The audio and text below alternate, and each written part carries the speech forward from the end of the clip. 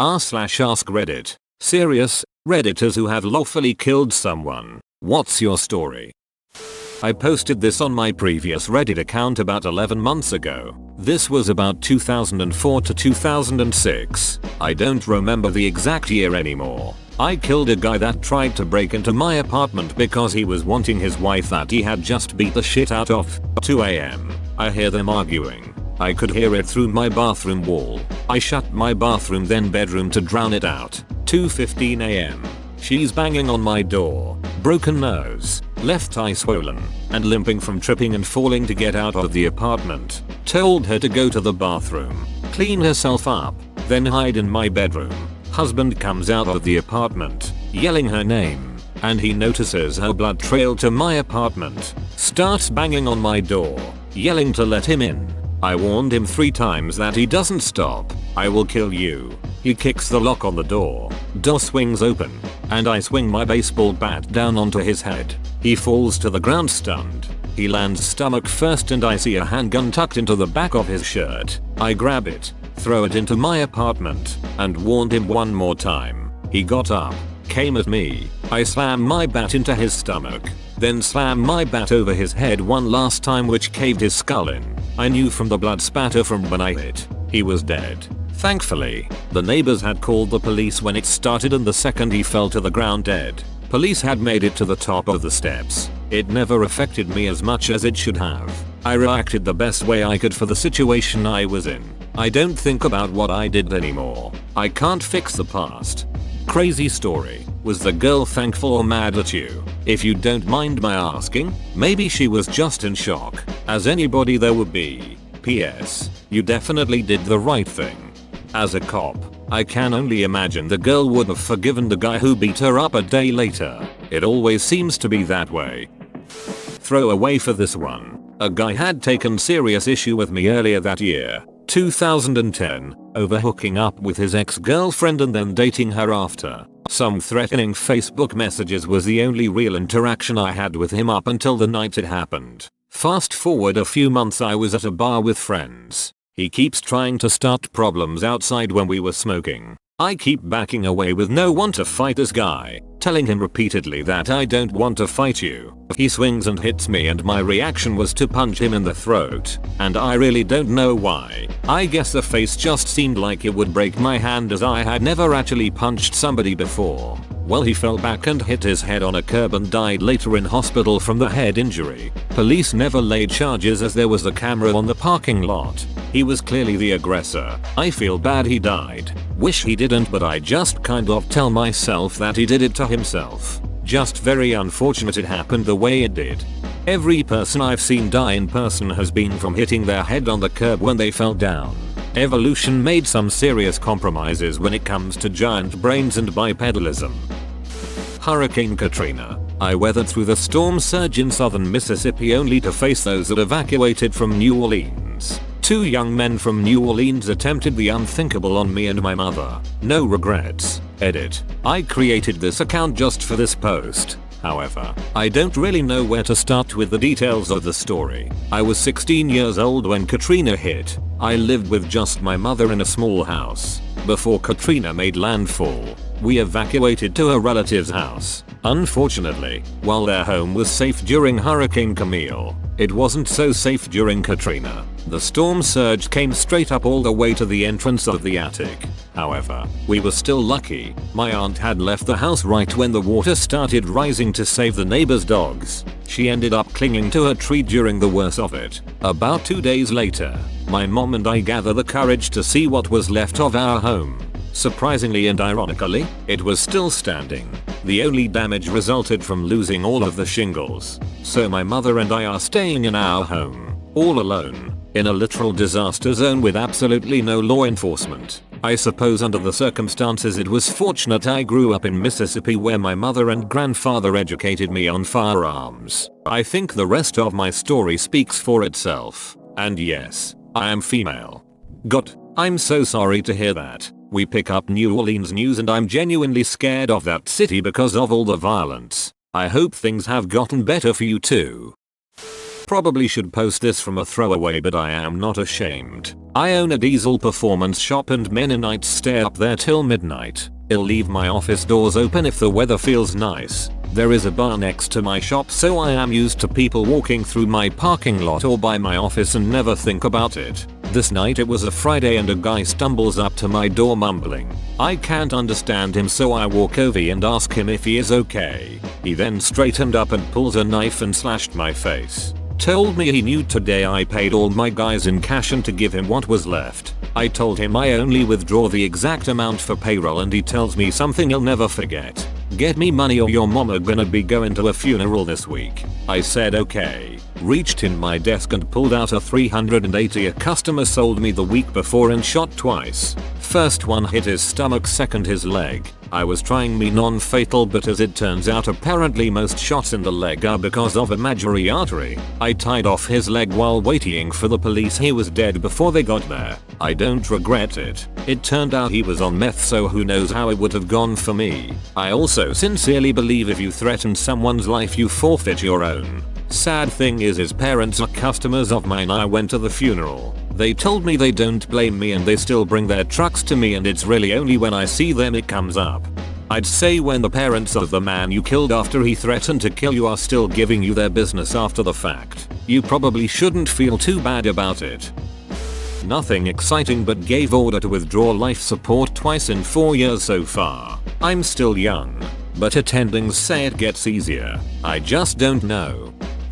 Okay Reddit, I've been lurking for 7 years at least now and have come close to posting a few times, but I don't care enough until today. I was 17, living in New Orleans, going to work at 7 AM, taking a turn onto a major highway in my first gen RX-7. I'm blinded by the sun's glare, and by the time I put my visor down my whole window cracks, but doesn't shatter. Slam on the brakes, look in the rear view, and I see a ducking body. I get out, run over, and it's an elderly lady weighing about 250 pounds. Shoes knocked off. Bag over there. Glasses over here. I'm in immediate shock of course, and it's freezing. So I'm shaking pretty bad and notice that there are at least 6 witnesses. It happened right in front of a bus stop and she was jaywalking about 50 feet from a safe crosswalk. Cops take about 10 minutes to get there. While we are waiting we check on her and roll her over, and her head was caved in and had some brain matter exposed. By this time some lady had brought me a blanket and hot chocolate. I know.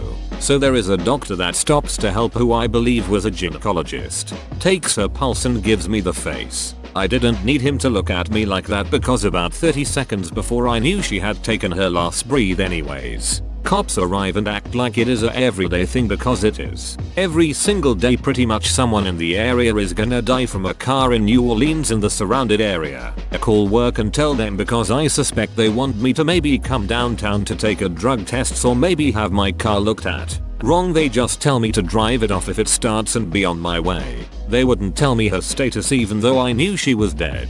They lied and said they would call me and let me know details. The only person that stuck around to give a statement to the very end was a friendly crackhead that I then drove downtown in favor for missing the bus. We talk about how crazy it is the way there, then he hops out. Never even told me his name.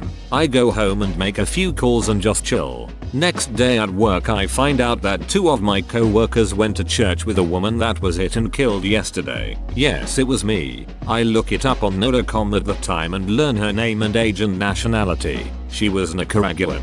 So I don't think she really understood how traffic worked in the city. Since she was jaywalking she would have gotten a ticket if she survived, I was told. She did die though, so her family back home got some of the liability insurance money, and I made a claim trying to get my car repaid, but didn't have that coverage. I'm 30 now and still know where the car is located, which is kind of weird I guess because I can see it if I wanted to, but I don't dwell on the past and it wasn't my fault, so it doesn't haunt me or anything. Believe it or not, a lot of crazy shit has happened to me and all my friends tell me to write a book someday, and one time a friend joked that I've taken 3 lives total since 2 others died from a different incident that I have nothing to do with. They used the bed I own to start a fire that killed 2 people on purpose. I'm not taking credit for that, Alan, go duck off. I wish I knew what the crackhead was up to. Don't jaywalk people.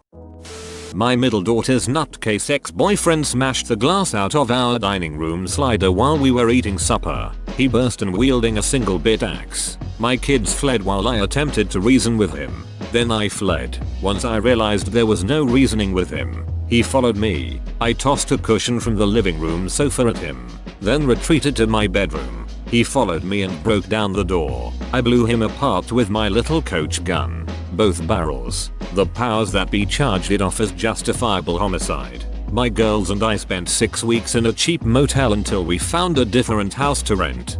When you've only got 2 shots of 12 gauge, you make them count. You did what you had to do, and I commend you for that. This answer is going to be buried obviously because there's over 3,000 comments here, but when I was 17 I experienced a burglary. My younger sister was in the living room and I was upstairs. She screamed when she saw him and they began to struggle. I ran downstairs with a bat in hand and swung as hard as I could at his head. He later died of a brain aneurysm. It takes a bad guy to go into people's homes and attack them. Hope you don't take it too hard. It haunts me to today, but here goes. This was last year in April.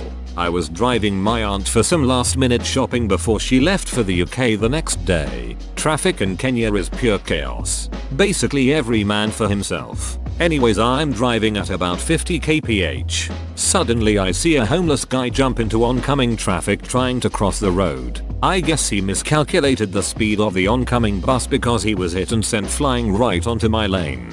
He lands about 2 feet from the car, and at the speed I was doing it was too late to stop. Long story short, there's a very sickening sound the head makes as it explodes under pressure. I'm not sure if the impact from the bus killed him, but I sure as hell finished him off. It crosses my mind every time I get into the driver's seat.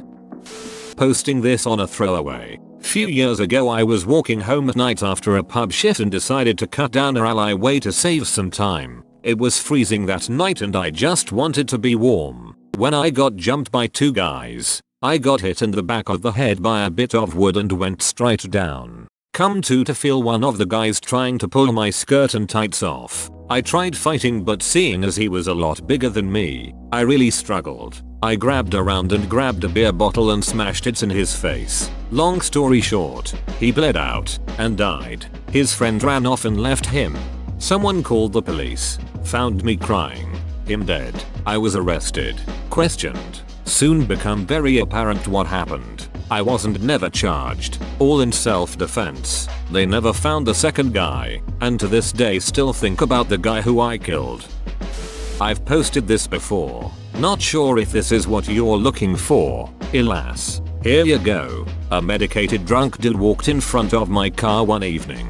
It was dark and drizzling. I saw him just a split second before impact. His head hit the windshield right in front of me, low enough to crack the dash right there. I was only going about 35 miles per hour and his head almost came through. It was all slow-mo like the movies. So strange. I guess the Hollywood gets some things right. I jumped out, saw him on the pavement way up ahead.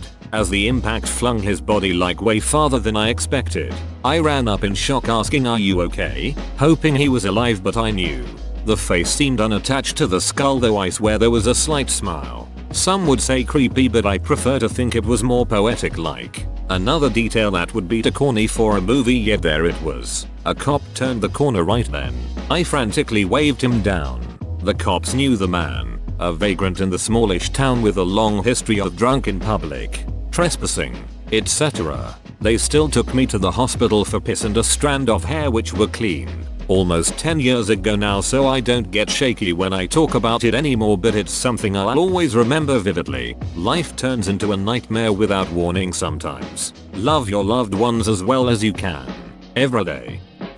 Generally the doctor writes the order to titrate morphine for air hunger, discontinues any medication and writes for comfort measures only. Then I just keep giving morphine until they don't crave air anymore. I guess this isn't what was asked, but nurses have to kill people all the time. Some I feel good about. Some feel ducking horrible. 22-year with cancer. 48-year-old with idiopathic pulmonary fibrosis. Some just stay with you for the rest of your life. I remember one man in particular who said he just wanted to die at home. When he said this, I almost started crying in front of him because I knew he was so much oxygen that he would have died just trying to get him to an ambulance to go home. I kept him alive until his last son made it to the hospital, Best I could do, we shook each other's hand.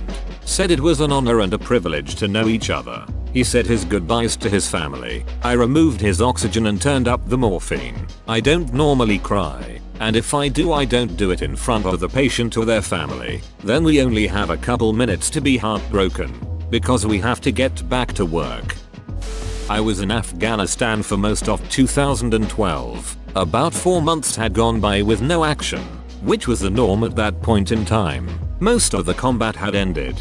Just a few engagements here and there, but chances of you getting into a firefight were pretty slim. I had just finished USMC boot camp at the end of 2010. So it was my first deployment, and the worst thing I'd ever done to anyone at that point was breaking a kid's nose in 10th grade when he tried feeling up my girlfriend. Anyway, I was on a British mob main operating base, and we, the Americans, there were probably a couple dozen of us total, shared a machine gun post with the Brits. They manned it during the day, and we always got the shitty night shifts. I had it from midnight to 6 AM one night towards the end of Ramadan. I was listening to the off-going duty, and he had pointed out to me a strange man about 500 yards down the main road that looked like he was doing some suspicious shit. That is, digging next to the road, placing IEDs. I took over and kept a sharp eye on him through my NVGs. But I couldn't see shit because he was so far out, and I had to hold the NVGs in front of the ACOG of my M4 to even see him.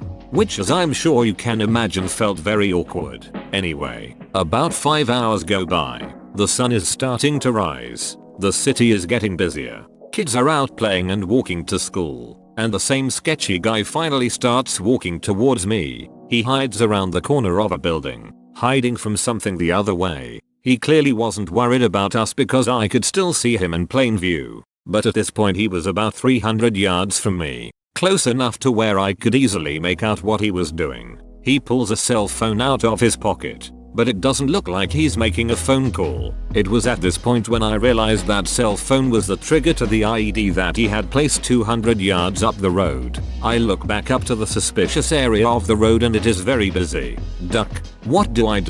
I radioed in and asked for permission to engage, to which I got a response of "It's your call. You're free to engage." So I continue watching him. I have no clue how much time went by. My heart is racing, and all I can think about is who he's targeting. But I'd estimate around 30 minutes. I see a large group of school children walking towards the suspicious area, and I see him watching them much closer than he had been watching before. What the duck? You can't be serious, I thought. The children approached the area, and I saw him bring his phone up to his ear like he was making a call. Nope. I immediately fired one shot from my M4 and he dropped. I put 3 more in him for good measure. Everything is abnormally quiet. Very anticlimactic. Something just didn't feel right. I hear an RPG shot to my right, on the opposite side of the tower I was in, and I hear it go right over top of my building. I run over to the window and look through my ACOG and fire about 5 shots. I don't even remember how many. It was a blur. Into this guy reloading an RPG, and he drops. Now I'm frantically looking around, but all I can make out at this point is people running up to the bodies and shaking them as if to try and wake them up. I can barely breathe, and the only thing I can think about is what if he wouldn't have missed. I struggled for years with what I did. Both men were confirmed dead. There was no IED found on that road, but they think that whoever he was working with removed it once his partner was shot because there were signs of digging.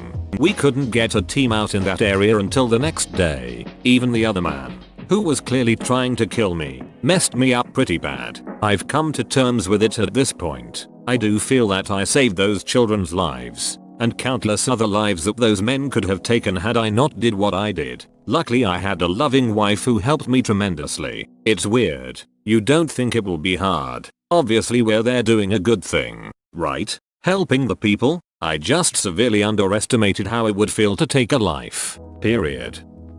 Whoa. You made it to the end? You're a ducking beast. I'll cut you a deal. Smash like and subscribe for more curated content, bruh. It's free and that's a great price.